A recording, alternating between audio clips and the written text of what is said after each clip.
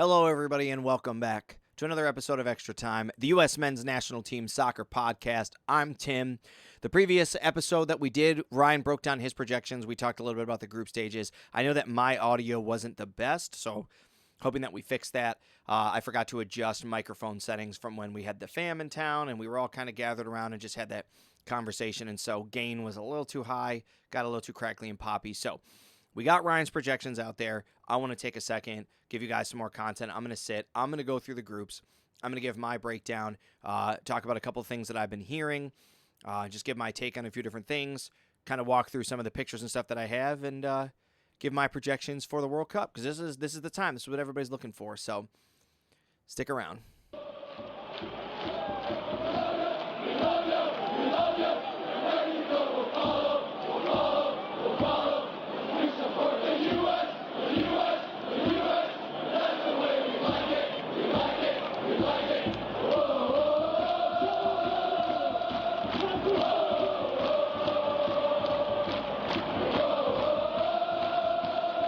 All right, groups are out. With the groups have come a lot of discussion, not just from content creators, coaches starting to talk to each other, players starting to talk to each other, and just the media. Everybody kind of wants their, to see what's going on, right? If you're following U.S. soccer, you know that Australia's coach has made some comments. You know that the Australian fans, if you're all over social media, have made comments. There are a lot of teams and a lot of people that have always kind of talked down about U.S. soccer. And there are certainly teams within our group that are under the impression that, like, hey, if there was going to be a team that we wanted to get, it was going to be you guys. If there was going to be one of the host nations, we wanted it to be you guys. I think that's insane. I think we're clearly the best host nation, and I think we're just ranked as the best host nation. So, I mean, it is what it is. But either way, a lot has happened.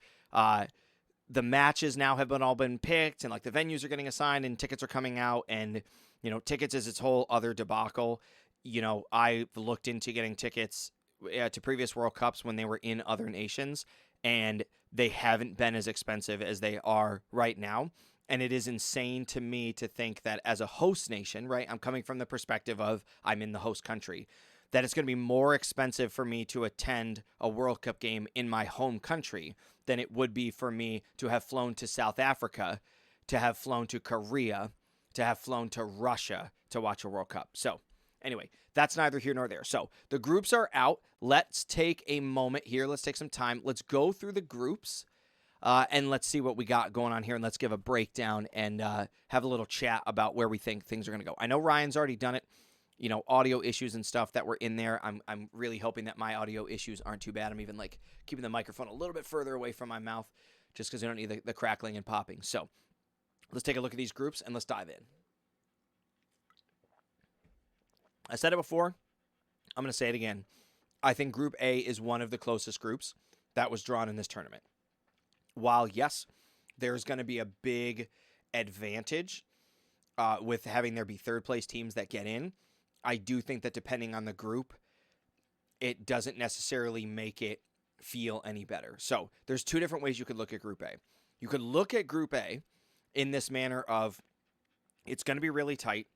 Any of these teams could potentially win the group. I mean, I don't know if South Africa can win the group, but South Africa's put on some performances before. Any of these nations, three of the nations could win. The nations kind of figure wherever. Like South Africa could get third, Korea Republic could get third, anyone could get fourth. So you might wind up with your third place nation having a lot of points, right? You could see a bunch of teams in this group all finishing with like 4 or 5 points. And so that at least pulls that it feels really likely that the third place team from this group is going to get out. So I haven't been high on Mexico. I haven't been high on Mexico for a very long time. It is not just because I'm a homer and I'm picking USA soccer and there's this big rivalry. I have a deep respect for Mexico. They have been, like they said, that man in the mirror, my whole childhood, all of growing up, United States just really struggling to do this.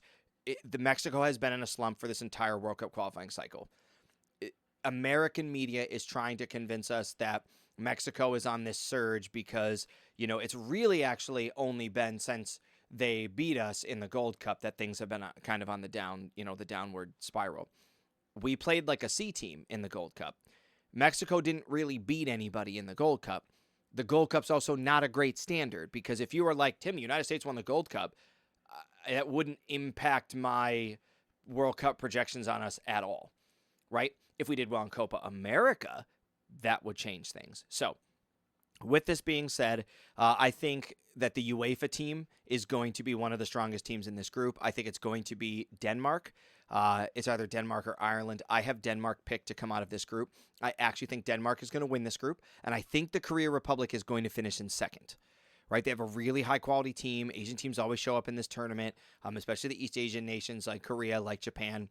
They show up and they put in work. Mexico has been struggling.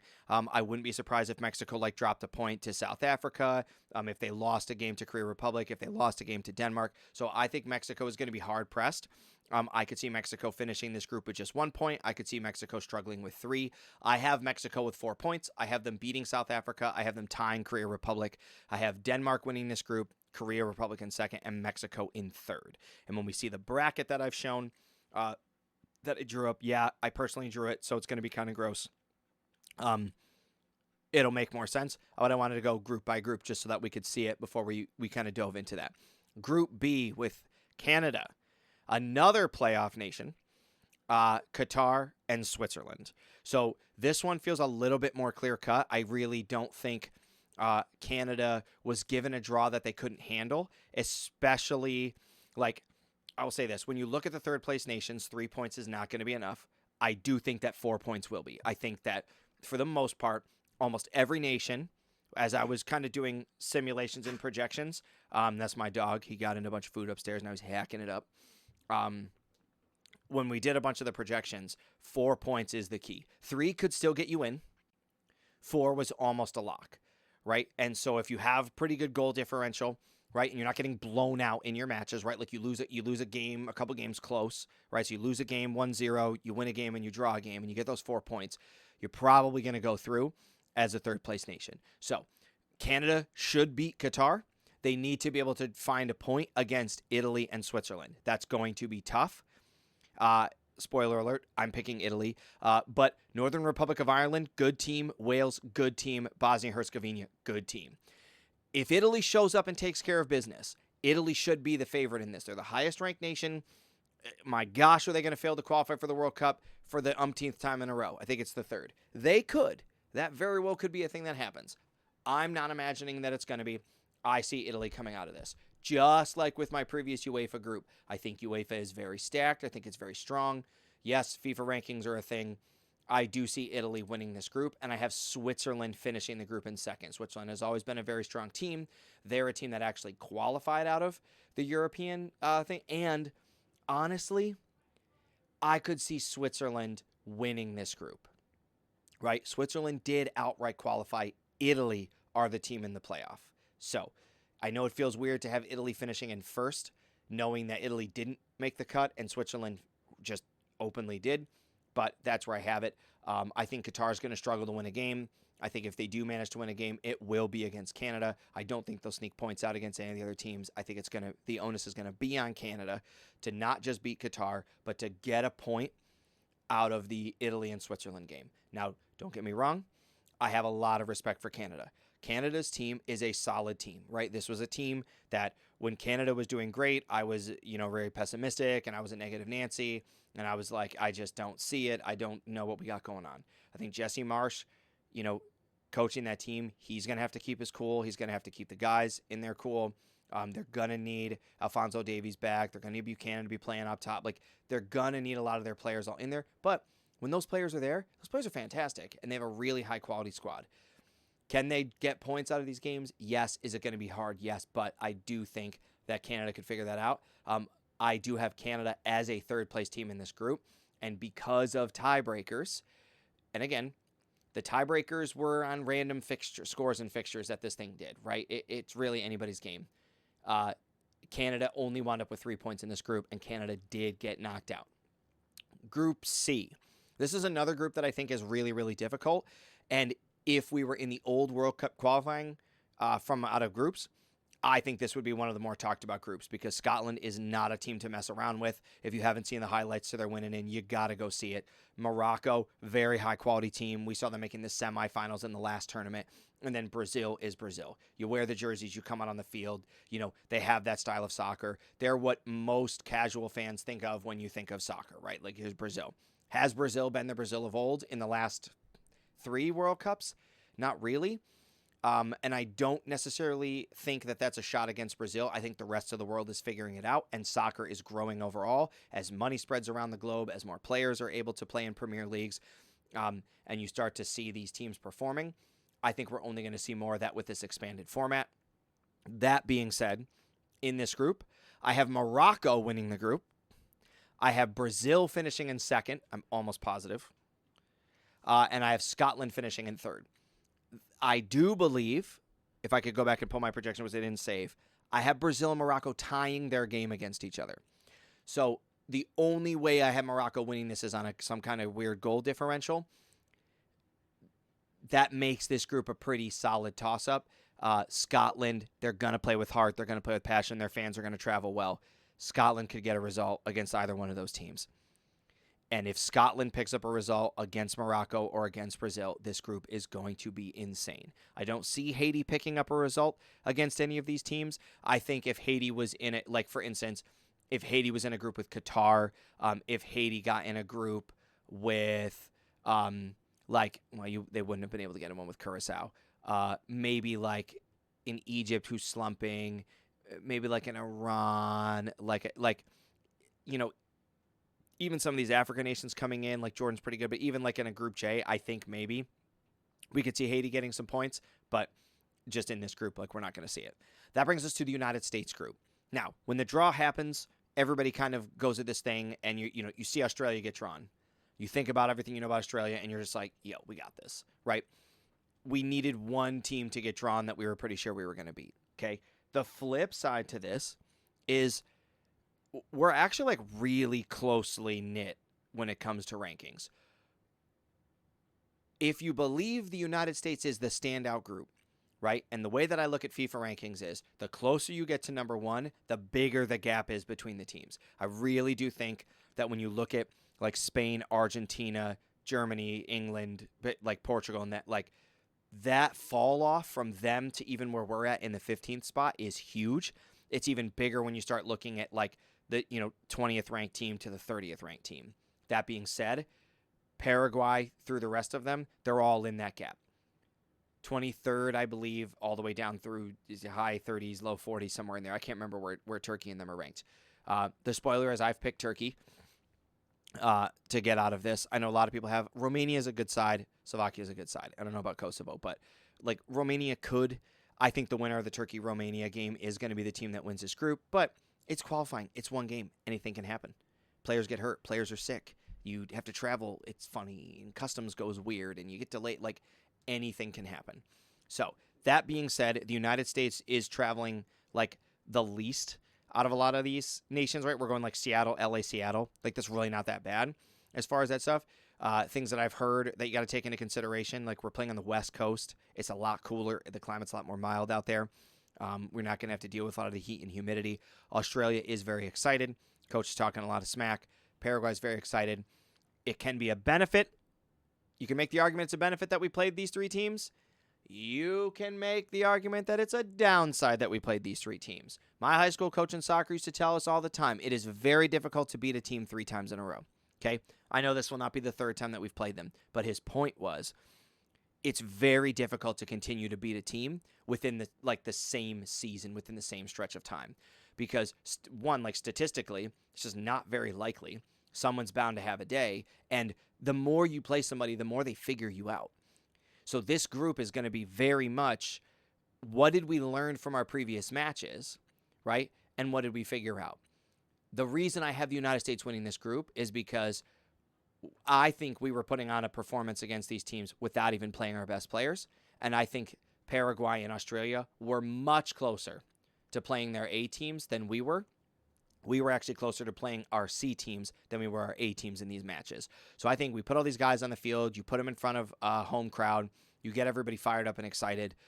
The United States is going to get the job done. I think the United States walks away with this 9 points.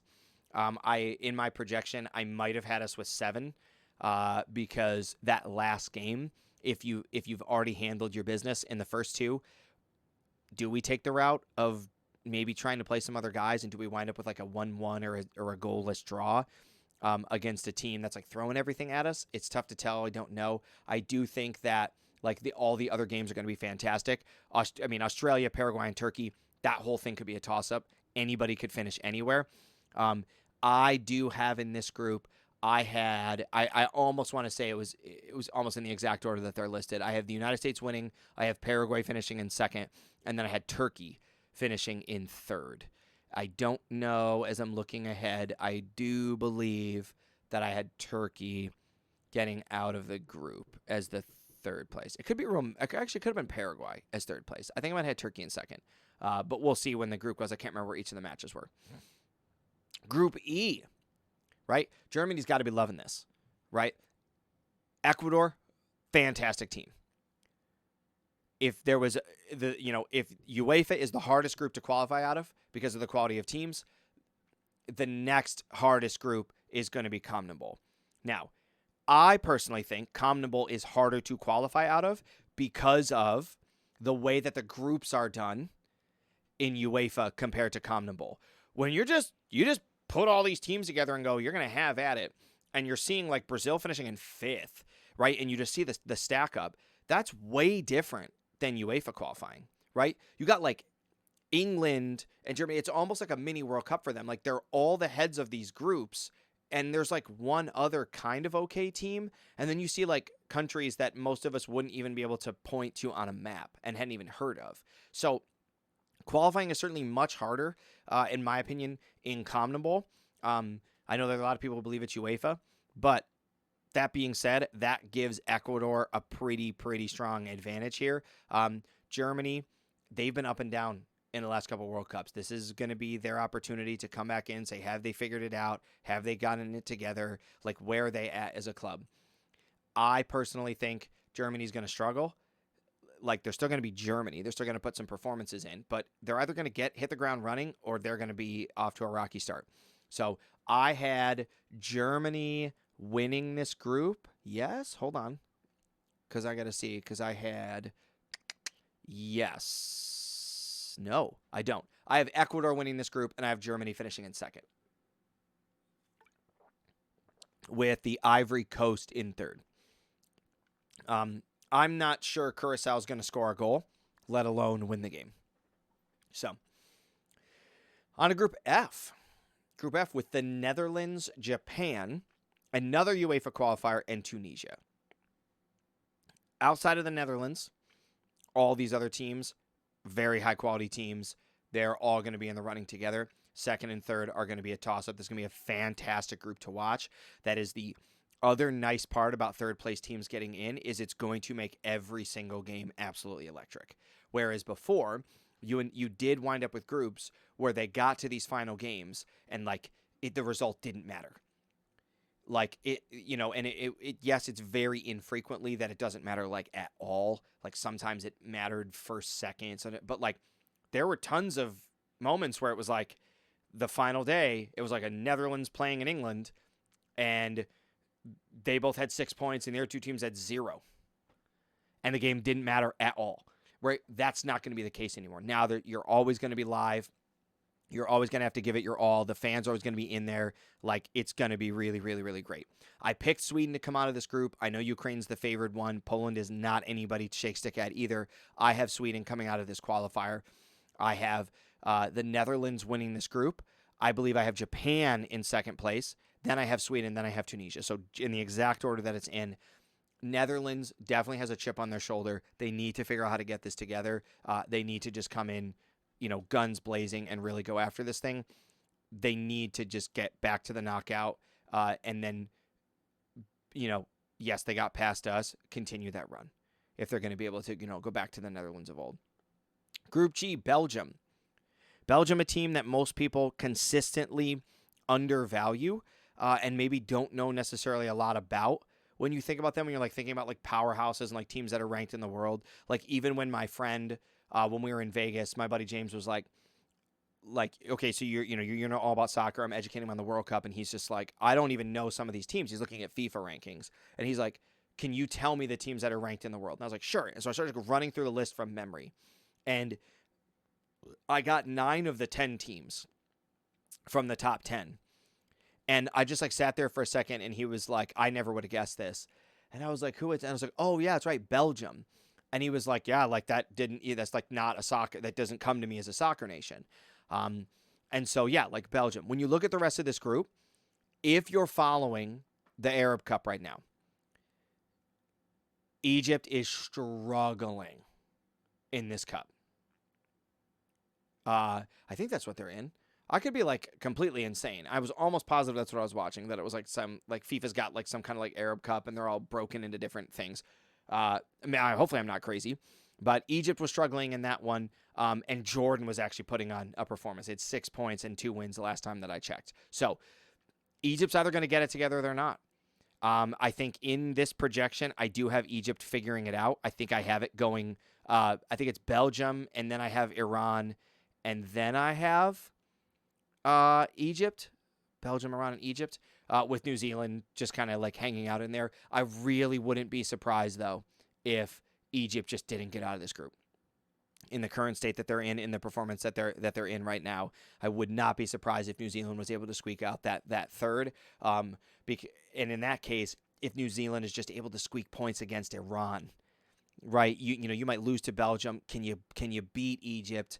Can you draw Iran, something like that, and find yourself those 3-4 points to get out of this group? I do think that Belgium got fairly lucky and have one of the easier draws in the group stage as far as like having to put in like a really tough performance and do a lot of work to get out. And by a lot of work, I mean like just winning 2 games. I think if you're thinking about getting to 6 points in your group, Belgium has one of the easier groups to do that in. The Netherlands, it's not really that straightforward and easy. I think they can do it, but it's not that easy. Germany, Ecuador, Ivory Coast is not a joke. This is going to be a difficult group to get 2 wins in. The United States, this is going to be a very difficult group to get 2 wins in. Group C, very difficult group to get 2 in. Even Group B, like this could be a difficult group to get it. And then Group A is going to be very difficult. So I think as far as those go, Belgium has one of the easier roads to getting 2 wins that we're going to see in this tournament. Group H with Spain, Cabo Verde, Saudi Arabia, and Uruguay. Spain and Uruguay, obviously, like hands down the favorites. The onus is going to be on Saudi Arabia to make something happen. They put in the magic against Argentina last World Cup. They got the win. If they do that, they could play massive spoiler to this bracket. I don't think they play spoiler to any of these teams getting eliminated. And so in this group, I have Spain winning, Uruguay in second, and Saudi Arabia in third, because I think everybody beats Cabo Verde. Maybe not handedly, but I think they all beat them. And I think Saudi Arabia is going to barely squeak through on breakers with the 3 points. But Saudi Arabia only being able to snag that 1 win, if they do so, they're going to put themselves in position to get knocked out of those next 8 teams, because 3 points is going to take one of the best goal differentials and a lot of goals scored for you to be that team that's up there. I've lost a lot of confidence in Uruguay after the United States put a thumping on them, and it's not because I don't think we're good. That is not why. I did not go, oh my gosh, if the United States can beat you 5-1, you must be horrible. That is not where my brain went. I looked at them and I said, you guys were not that. You're playing like a B team, and we're playing like a C team. If our C team's beating you 5-1, man, like, your A team, our C team might have beat, right? Like, maybe we only lose by a goal. So that's not going to be good for a World Cup. That's not going to be a great performance. So that's where I have them. Again, they did qualify out of CONMEBOL, so it's going to be tough. Another fascinating group people are talking about is Group I. I picked Iraq to come out of this group. I do not think Bolivia is somebody you should mess around with. I do think that they have a very legitimate chance to come out of this group. However, I did pick Iraq. France, Senegal have a fun dynamic. They got some history there the last time that they had to face each other in a World Cup. And when it comes to Senegal, the United States just named them as a friendly. I know a lot of people were predicting this. My brother and I talked about it. I don't think we said Senegal. I'm pretty sure we picked like Ghana. I knew it was going to be an African nation. We were talking about like a Ghana or a like a Tunisia or an Algeria or something like that. So I will happily take Senegal. I think that's going to be a very quality friendly. Going to love to see that and get some experience with them.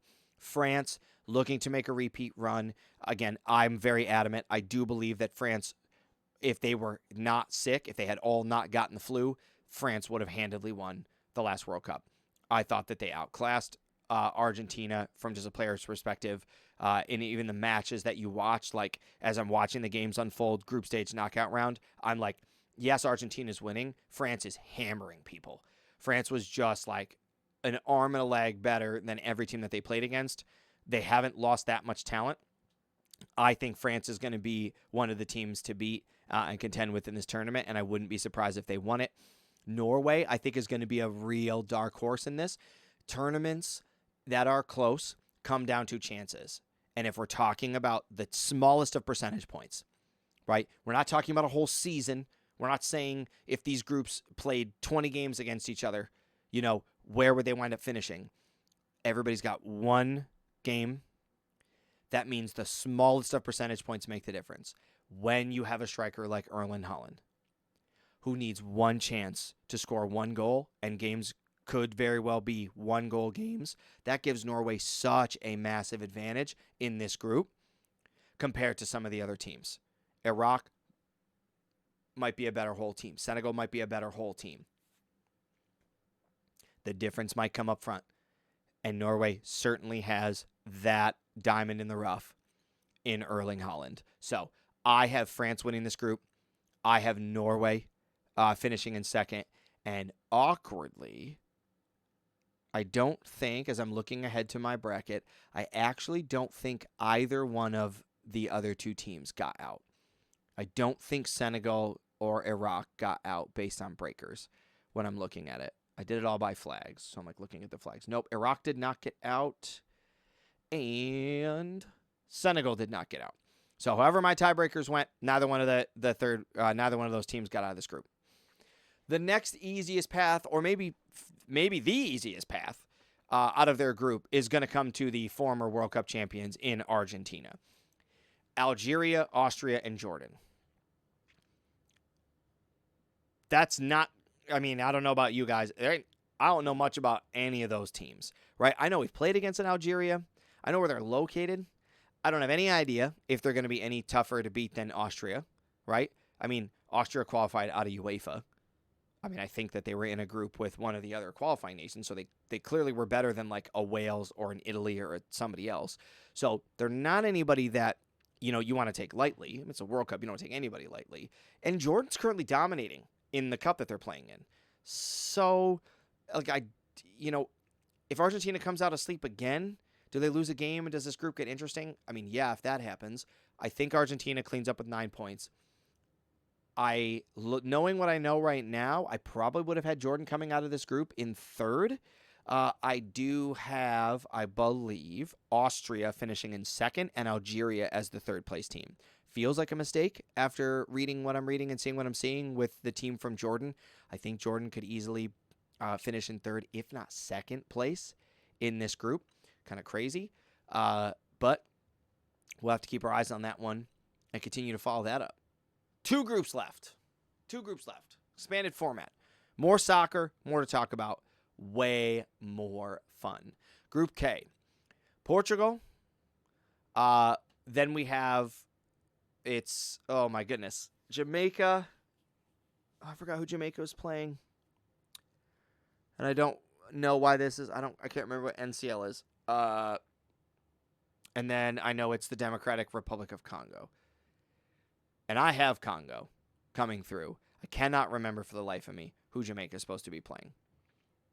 But doesn't matter because I don't have them winning. So I have Portugal, I have Congo, Uzbekistan, and Colombia. I think Colombia and Portugal are just down and out the two clear-cut favorites of this group. Congo, thanks for coming. Uzbekistan, thanks for coming. I don't think those games are going to be close. I think my humble opinion is that Portugal should not bring Cristiano Ronaldo to this World Cup. They've been performing better without him. I don't care about drawing fans. I don't care about this. Like, if you're the coach, you need to put a team together that has a shot at winning the World Cup. You've been one of the highest ranked FIFA teams, period, over this last cycle. You're ranked higher than you've been. You've put on a performance. You won UEFA. You've beaten all these teams. Like, you proved that you could be better than Spain. You are in the running for this thing. Do not let ego and anything else come into play. Do not play a 40-something-year-old person who, like, I don't care how great he was. I don't care how good. It's not worth it, right? You can hate on me for this comment, and you could be like, dude, you just have one. Just don't do it. So I do have Portugal winning this group, and I have Colombia finishing in second, and I do not have either one of the other two teams being a team that makes it out, because I think at best they only get 3 points, and I think their goal differential is going to be atrocious.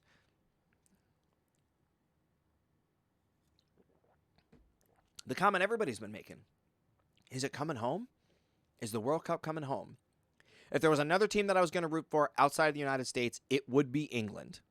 Unfortunately, I don't root for England until we get knocked out. And I am way more optimistic about this World Cup than the last World Cup, so I really don't plan on rooting for England at all. England, Croatia, Ghana, and Panama. Crazy group. Panama has put on some wild performances in CONCACAF. They have proven that they can hang with the best of CONCACAF on our bad days. England and Croatia should, if they show up and put their act together and they do what they need to do, they should be the team that wins this group. England should be able to handle business. England should be able to figure this out. Okay? Croatia should finish in second. Is Ghana a quality soccer team? Yes. Ghana's been quality. Have they been quality recently? No. I talked to parents at some of the centers that I was at that are from Ghana, that follow the Ghana soccer team, and they're not super optimistic. They were super optimistic if they had to play the United States. They're not necessarily looking forward to this as much, especially with the group placement that they got. If there were only 2 teams getting out, they would be very sad. Because there's 3, if you can get a result against Croatia, if you can beat Panama, pretty handedly and keep the goal differential down against England and Croatia, you might fancy yourselves a chance to get out of this group. I might have England win. I might have had Croatia. I think I had Croatia winning this group, and I had England finishing in second. My dog keeps walking past my computer and turning the monitor off, so I have to keep waiting for it to pop back up. He keeps doing this. It's actually like kind of awkward as I look at this, because I'm going like, did I not have England getting out at all? No, I did. And I have England finishing as the runner-up. Or do I have them in third? I don't know what I have. I'm trying to figure out how I got to where I got to.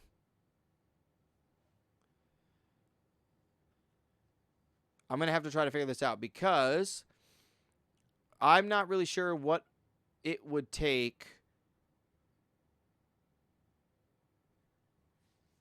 for the matches to look the way that they looked. How do I get to K and L? Scores and fixtures. How do you get to K and L?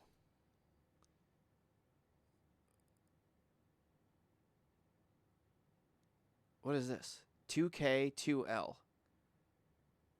Is that where I'm at? Round of 32? Is that how I did this? 2K playing 2L?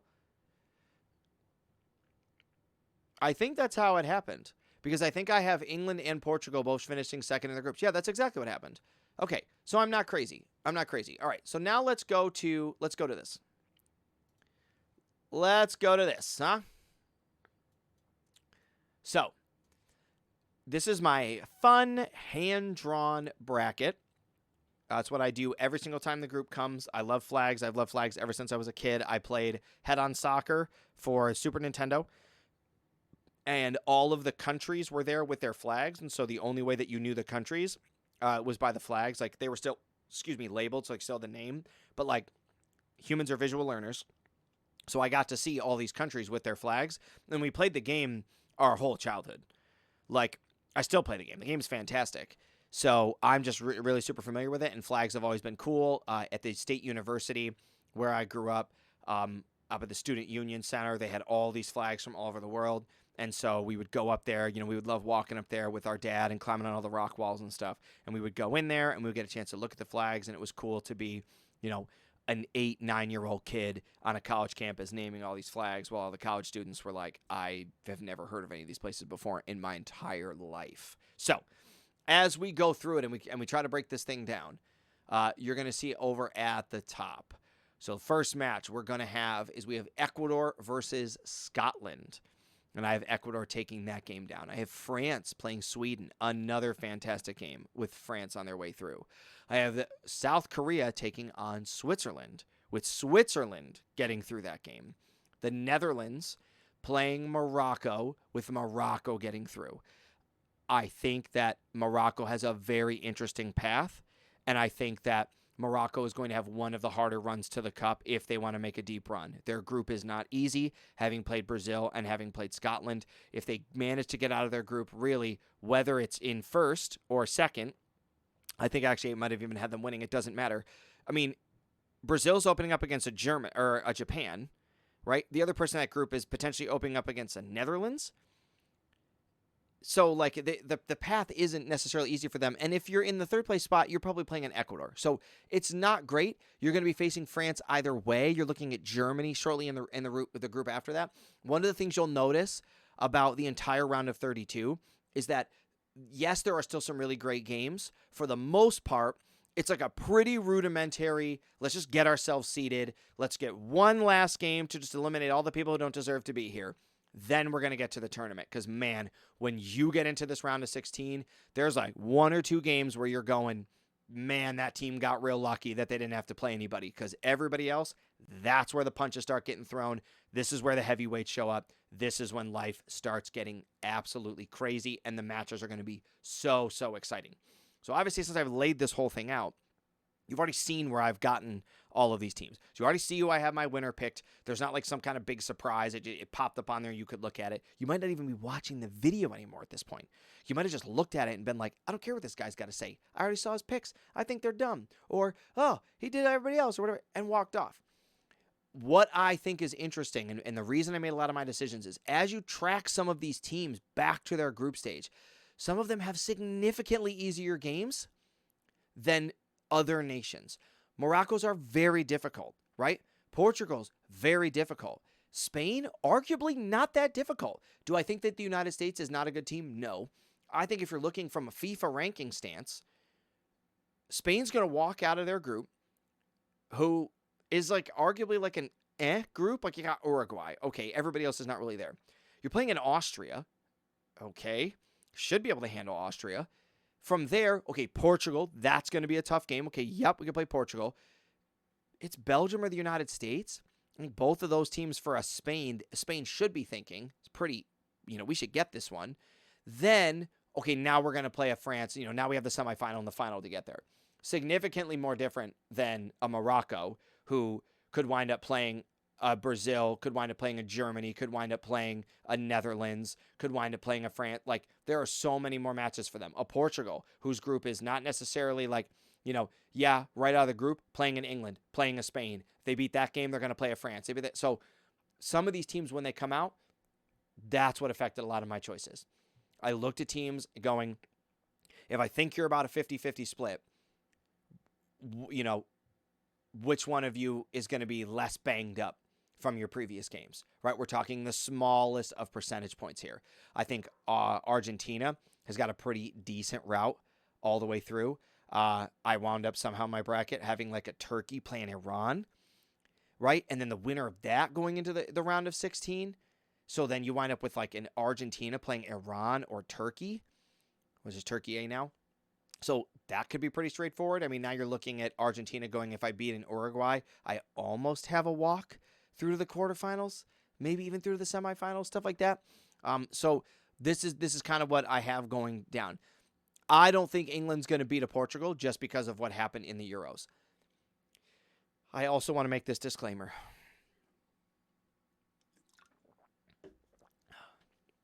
This is not what I want to see happen. This is not what I'm going to be planning on seeing happen. I thought to myself, if I was handed $1 million and you had to place it on someone to win the United States-Spain game, who are you going to pick? I'm picking Spain. Do I think the United States can beat them? Yes. I'm going to get into that in a second. But that is why I made the decision that I made. What I will say is I've already placed money on the United States to make the quarterfinals. I placed the max bet they would let me do with my profit boost. It was like $10. I have us beating Belgium. I looked at the draw. I looked at the teams. I think we can get there. Now, if we don't handle our crap in the group stage, we get Colombia. Okay. I think we can beat a Colombia. Not super worried about that. Is Italy like legit? Did they get over this Egypt that maybe like, I don't know, coming out of that, it's not super worrying. What I do know is if we don't win our group and we finish in like second or third, I did know that projections had Argentina being the first team we would play out of the group. We could see ourselves in that situation where we're the team playing Argentina in the round of 32, not where we want to be. So things look really good for the United States if we win the group. They look not so good for the United States if we do anything other than that. So what I really like about my picks is that it puts the United States in one of the best 8 teams in the world. And honestly, once you get into that spot, anything can happen. It's one game at a time. Miracles, moments, heroes are born. Even in the round of 16, that's kind of where we're at, right? So if we win our group and we do that stuff, you play against an Algeria who you've beaten in other World Cups, who really we have a significantly better team than they do.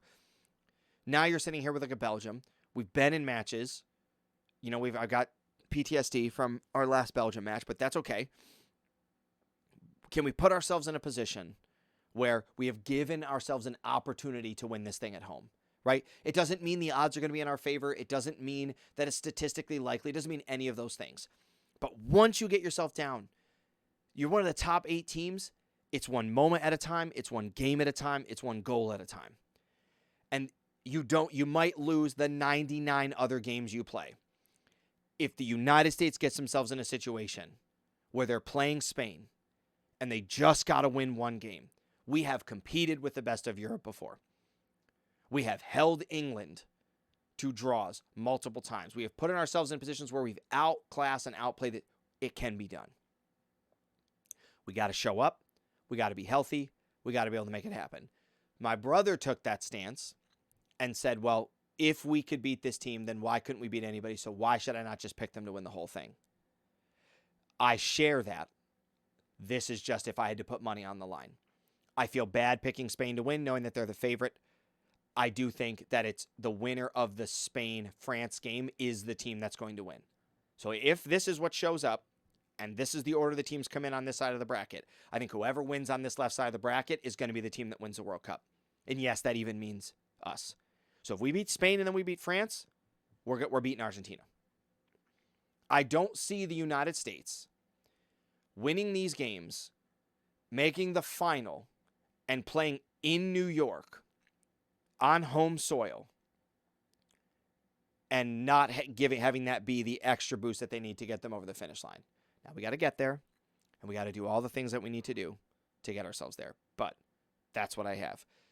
Some fascinating matches that are going to come out of this. Like I said, I think the Ecuador-Scotland game is going to be great. Netherlands-Morocco, fantastic. Portugal-England, that's a possibility. Could be absolutely fantastic. If Mexico kind of figures it out in their group, maybe the Belgium-Mexico game could be good. Other games, Brazil-Germany, fantastic game. And then Germany-Norway just could be unbelievable. There are a lot of great games that could be happening in the round of 32, just packed with talent, packed with excitement. This is going to be just such an exciting World Cup. It's going to just be such a fantastic time for all of these things to be happening. I'm super pumped up. I'm the most excited for the United States. But those are my predictions. I have Spain playing Argentina in the final, and I have Spain winning the final. I just think their team has more quality. I think they have more depth. I think they're going to go for it. I'm not saying Argentina is not a good team. I said what I said. Those are my picks. I'm curious as to your picks. Please leave them down low. If you like this video, please like it, share it, do whatever you got to do. thanks for sticking around with me as I try to fix the audio and do all those other things. We've gotten this together. Really appreciate it. We're going to continue to try to bring you guys content. We're going to talk tickets. We're going to talk travel. We're going to talk what it's like to be a host nation. All of those things are going to be coming up as we prepare to be under 180 days until the World Cup. Stick around. We'll see you on the next one.